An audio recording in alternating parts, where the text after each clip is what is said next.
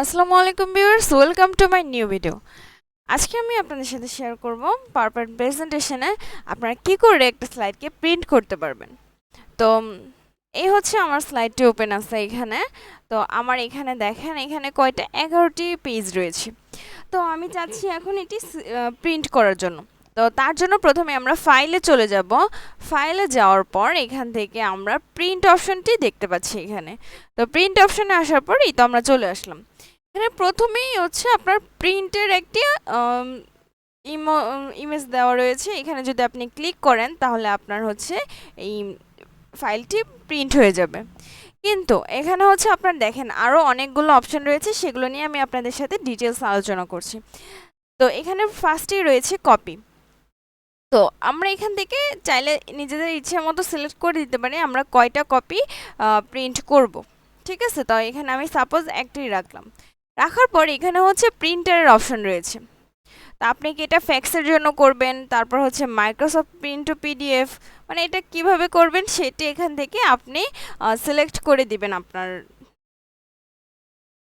দরকার অনুযায়ী। ওকে, তো আমরা তারপর এখান থেকে দেখে নিচ্ছি যে কাস্টম রেঞ্জে যে আমরা কি দেখতে পাচ্ছি এখানে প্রিন্ট অল স্লাইড। আমি এখানে অনেকগুলো অপশন দেখতে পাচ্ছি। আমি প্রিন্ট অল স্লাইডে দিলে আমার এখানে যতগুলো স্লাইড ছিল সবগুলো স্লাইড হচ্ছে যে 11টা যেই স্লাইড রয়েছে এখানে আপনারা দেখতে পাচ্ছেন যে 11টা স্লাইড রয়েছে, এই 11টা স্লাইড সব হচ্ছে প্রিন্ট হবে। কিন্তু আমি যদি দেই প্রিন্ট সিলেকশন, তাহলে অনলি যেই আমার হচ্ছে যেই পেজটা সিলেক্ট হিসেবে থাকবে, যেই সিলেকশনে থাকবে সেই পেজটি হচ্ছে আমি প্রিন্ট করতে পারবো। আমি 4 দিলাম, দেখেন এখানে হচ্ছে 4 নাম্বার স্লাইডটি চলে আসলো এবং 4 নাম্বার স্লাইডটি এখান থেকে প্রিন্ট হবে। তারপর আমি দিতে পারি প্রিন্ট কারেন্ট স্লাইড, তারপর হচ্ছে কাস্টম রেঞ্জ দিলে কি হবে, কাস্টম রেঞ্জ দিলে আপনি হচ্ছে কয়টা পেজ মানে কোন কোন পেজ সিলেক্ট করবেন সেটা আপনি আপনার দিয়ে দিবেন এখানে। আমি সাপোজ দিয়ে দিলাম 1, তারপর 4, তারপর 6, তারপর হচ্ছে 7। হ্যাঁ, সাপোজ আমি এই কয়েকটা পেজই প্রিন্ট করতে চাচ্ছি। আমি যদি প্রিন্টে দিয়ে দেই তাহলে দেখেন কি হচ্ছে, এখানে হচ্ছে আমাদের নাম যাচ্ছে। আমি ফাইল নেম দিয়ে দিলাম একটা print1। ওকে, তো আমি print1 দিয়ে দেওয়ার পর আপনি দেখেন এটা কি হলো এখন। এই যে আমার print1, এটা হচ্ছে প্রিন্ট অপশনটি চলে এসেছে। এইখানে দেখেন আমার প্রিন্ট কি হবে, এই যে মাত্র 4টা পেজ, আমি যেই 4টা পেজ দিয়েছিলাম সেই 4টা পেজই এখানে আসলো এবং সেই 4টা পেজই আপনার প্রিন্ট হবে।